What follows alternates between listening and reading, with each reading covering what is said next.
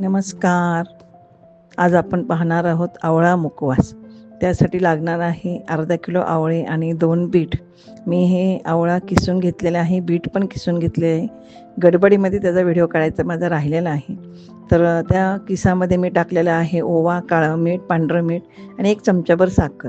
हे 4 दिवस मी उन्हामध्ये वाळवून घेतलेलं आहे आणि ते कुरकुरीत असं मस्त वाळल्यानंतर त्या आवळ्याची परत मी पावडर करून घेतलेली आहे. ती पाण्यामध्ये रोज सकाळी आपण 1 चमचा घालून गरम पाण्यामध्ये घेऊ शकतो.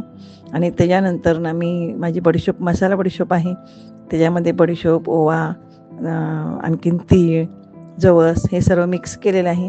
त्याच्यामध्ये हे मी आवळा आणि बिटाचे जे किस केलेला आहे तो टाकू शकतो आणि हा आपला मुखवास तयार झालेला आहे. एका मुखवासापासून आपण 3-3 पदार्थ करू शकतो. हे सब्जा बी मी भिजवलं होतं, ते सरबतमध्ये टाकून पिलं तरी छान लागतं. पावडर तयार केलेली आहे, मुखवास तयार झालेला आहे आणि आवळा आणि बिटाचे किस पण आपण तसाही खाऊ शकतो. कसा वाटला तुम्हाला हे आवळा मुखवास? नक्की करून पहा.